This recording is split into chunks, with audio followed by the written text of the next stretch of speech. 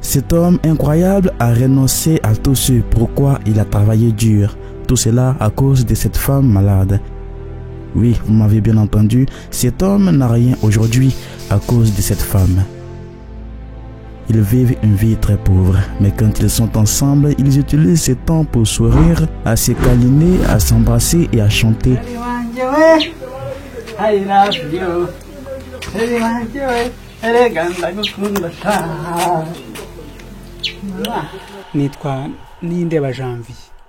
Nindeba Janvier n'a pas de maison, pas de famille, pas d'amis et pas de travail du tout.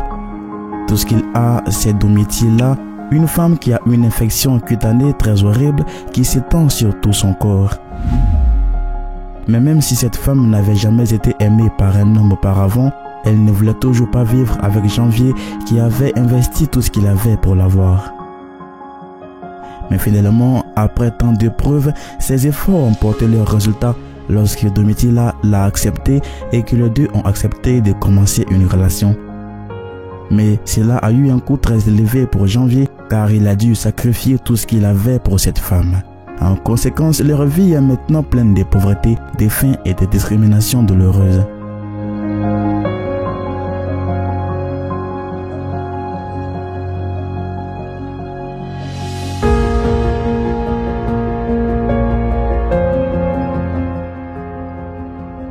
Quand j'ai entendu leur histoire incroyable d'amour, je ne pouvais pas imaginer pourquoi cet homme a tout abandonné pour cette femme. C'est pourquoi j'ai décidé de faire un long voyage, pour leur rendre visite et pour en savoir plus sur leur vie.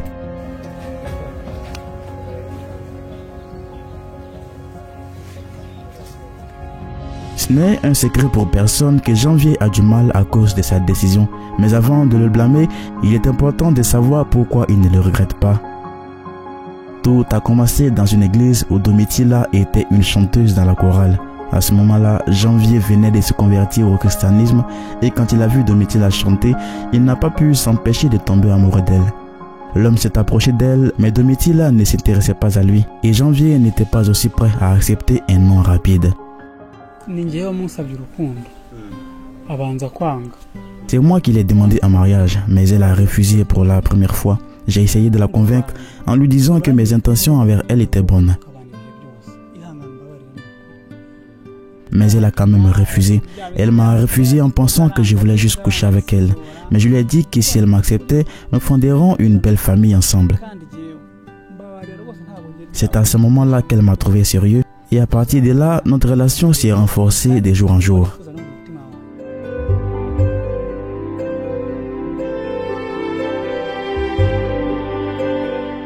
De son côté, Domitila devait encore examiner si Janvier avait de mauvaises intentions. Elle avait un secret pour le tester et c'était par la prière.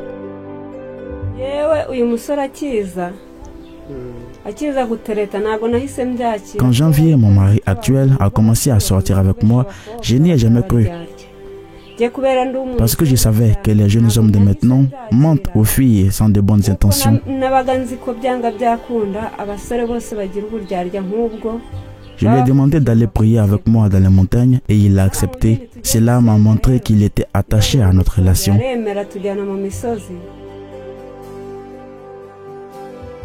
Quelques mois après le début de leur relation, Domitila a offert à Janvier ses photos sur laquelle l'une d'elles disait un mot, Ndakukunda, qui se traduit par un je t'aime.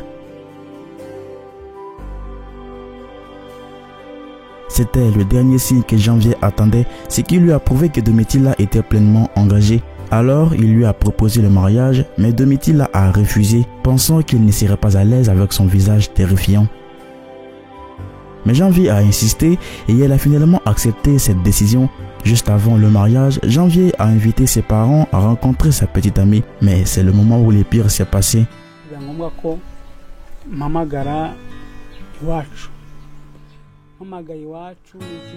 Il est devenu nécessaire d'informer mes parents de notre décision de nous marier. Je les ai invités à la voir et ils ont heureusement accepté. Mais quand ils ont vu son visage, ils ont été choqués par son état. Ils se sont retirés et ont juré que notre relation ne devrait jamais se poursuivre. Au début, Janvier pensait que ses parents plaisantaient, mais il avait sous-estimé leur mécontentement. Il a essayé de leur faire changer d'avis, mais ils ont refusé. L'informant plutôt qu'il n'assisterait jamais à son mariage s'il ne change pas de Domitilla pour une autre femme.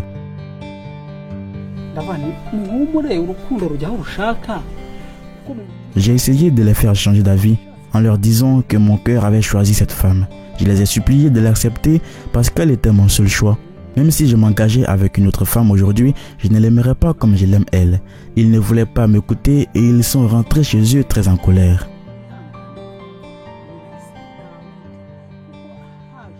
Ils ont parlé à mes amis et à d'autres membres de la famille du visage horrible de ma femme et leur ont demandé de ne pas assister à mon mariage si je ne change pas d'avis.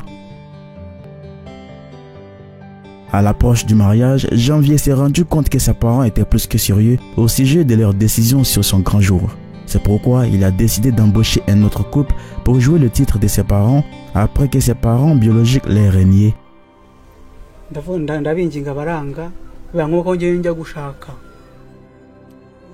Après leur déni, j'ai cherché d'autres personnes qui feraient semblant d'être mes parents à mon mariage car mes vrais parents avaient refusé de venir. Heureusement, nous avons eu un mariage magnifique. Après le mariage, mes parents m'ont toujours demandé de divorcer d'elle, disant qu'elle n'avait pas un joli visage pour être ma femme. J'ai refusé, répondant qu'ils ne devraient pas s'inquiéter de son visage puisque j'en suis tombé amoureux. Mais mes parents ont choisi d'aller en Ouganda.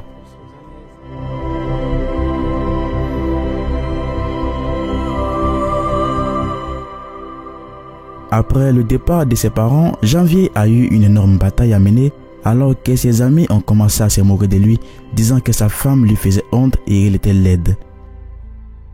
Ils se sont également arrêtés de l'aider dans quoi que ce soit. Ils étaient ceux qui lui donnaient souvent des boulots occasionnels. À cet effet, aujourd'hui, l'homme est au chômage. Mais ce n'était pas un gros problème pour lui, car avant, il n'avait pas de loyer à payer, étant donné que sa famille avait aménagé dans la maison laissée par ses parents.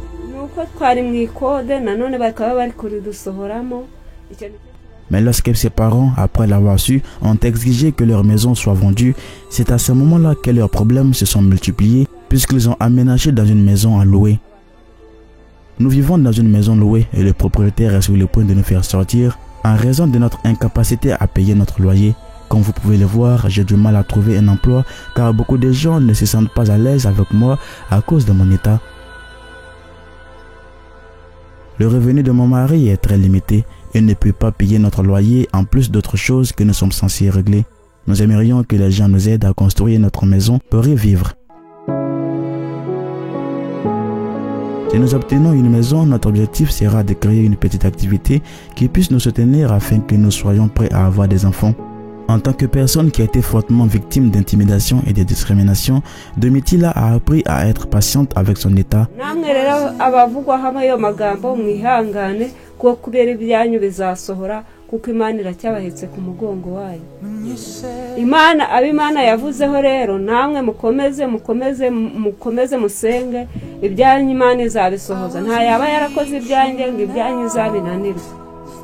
Elle conseille même à d'autres personnes dans des conditions difficiles d'être patiente et de prier Dieu. J'aimerais conseiller les gens aujourd'hui, ces gens qui traversent des problèmes, de rester toujours forts, parce que Dieu a un plan pour tout le monde. J'ai été rejeté par de nombreuses personnes et je ne pouvais pas avoir accès à de nombreuses opportunités.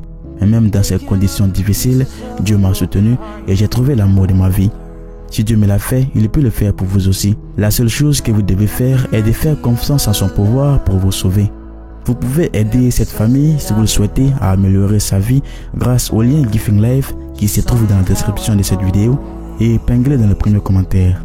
Les luttes font partie de la vie quotidienne auxquelles nous devons faire face. Et tout comme cette famille, le courage, la détermination et l'amour peuvent nous faire traverser tout cela confortablement. Merci d'avoir suivi cette vidéo. N'oubliez pas de vous abonner à la chaîne.